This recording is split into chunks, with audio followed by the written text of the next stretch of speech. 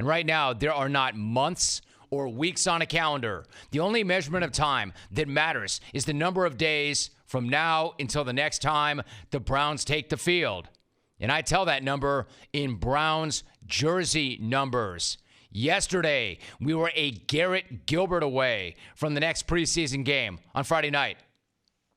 Now, it's Oster and Siebert. Those days away from the preseason game against the Bucs. And notice I said preseason game. I did not say exhibition game. Because when the Cleveland Browns play, it is the preseason. It's the Browns preparing for the season. Everybody else, when they do it this time of year, it is an exhibition, not the preseason. So that's what I'm doing. I'm killing time by watching the Browns, by reading about the Browns. That's all I can do to spin clock.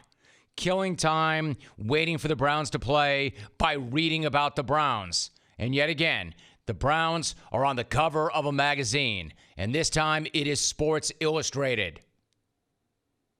Ben Baskin's piece on the Browns focuses on Odell Beckham Jr. and Jarvis Landry and the relationship which goes back to high school when they met.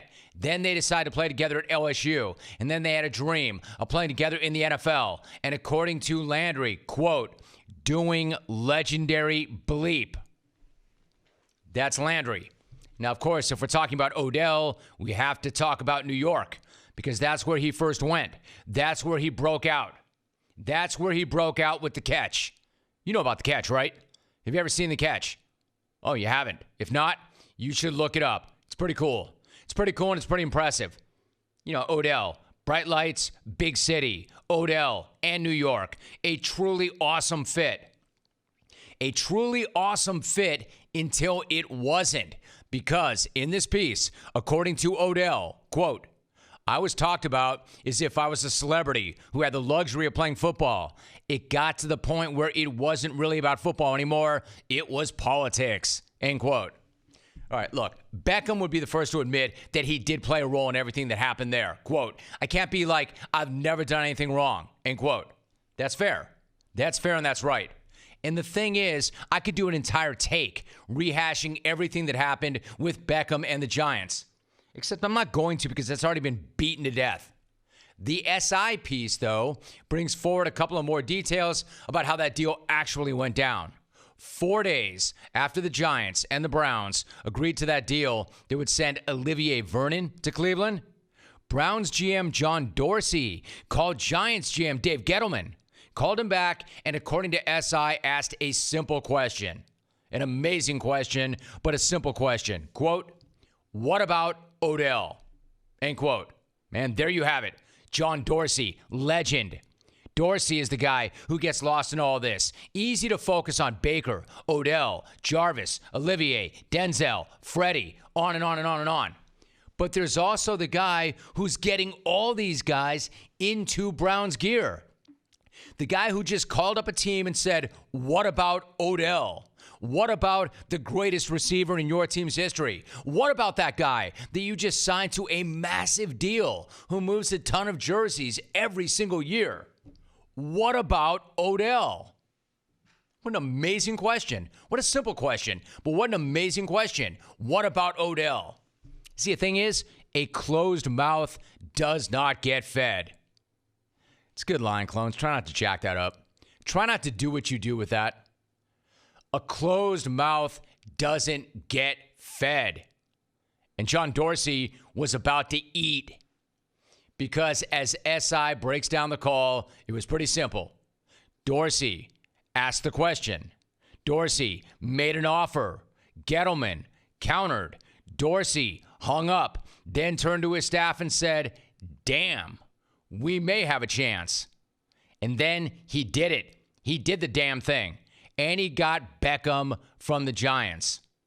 Although in Odell's mind, it wasn't quite that beautiful, not quite that awesome.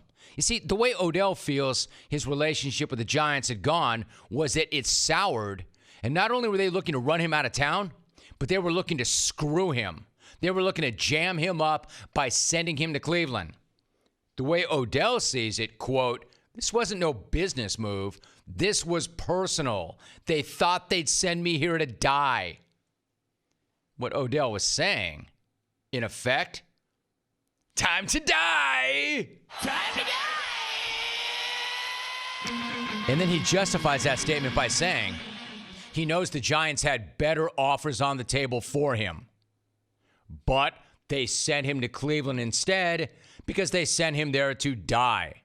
And personally, I don't really know what they had or didn't have. I don't know what they did or didn't have when they sent him to Cleveland and not someplace else. But if they sent him to Cleveland to die, that would be the most Dave Gettleman thing ever. And I don't mean that in a good way at all. If they thought trading this guy to Cleveland would be the thing that would crush him, that is unbelievably dumb. If you're looking to jam and punish a receiver, you do not send him to a team with a stud quarterback, a Pro Bowl receiver who happens to be his best friend, a ton of other weapons on offense, a loaded defense, and a coaching staff led by Freddie Kitchens. Punishment? Hell, you just put a winning lotto ticket in his hand. Now all he has to do is cash it. Punishment?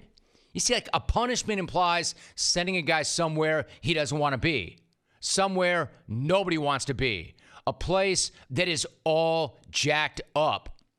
The biggest problem with being sent to Cleveland is it's a place where there's too much freaking talent, a place where there are too many playmakers, a place where they need to find a way to get all of them their touches. That's the only concern about being sent to Cleveland. And according to Odell, it's not a concern at all. Quote, somebody is going to put that mother bleeper in the end zone, end quote. So, if sending Odell to the Browns to play with his best friend is part of a better offense with a better quarterback and a better offensive mind calling all the shots, if that's a punishment, where do I sign up for that brand of punishment?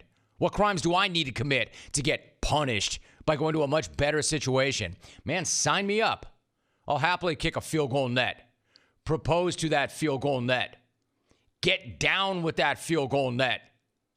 Tongue that field goal net if I get to roll with that crew. And I know what you're thinking before you even think it. So don't come in here with your, yeah, Rome, the team is good, but he still has to live in Cleveland. Zingers. Man, skip that. Save that. Don't come in here with your tired Joe Noah resets either. Man, that take is so old. It's so outdated. It's aged badly.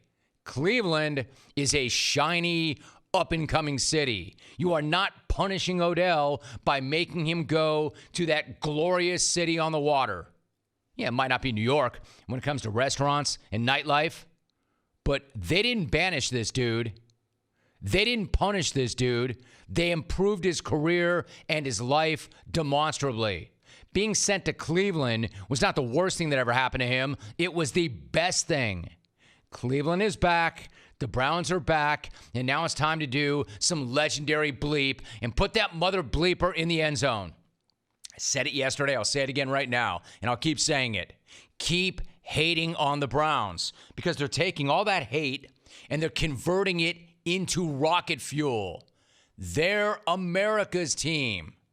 And not acknowledging that is now the most un-American thing ever. What about Odell? What an amazing question. What about Odell is so awesome. You've got one GM in Dorsey who's going to be remembered for that legendary saying, and then you've got the other GM in Gettleman who's going to be remembered for two horrible ones, namely, you don't quit on talent, and we didn't sign Odell to trade him. Well done, David.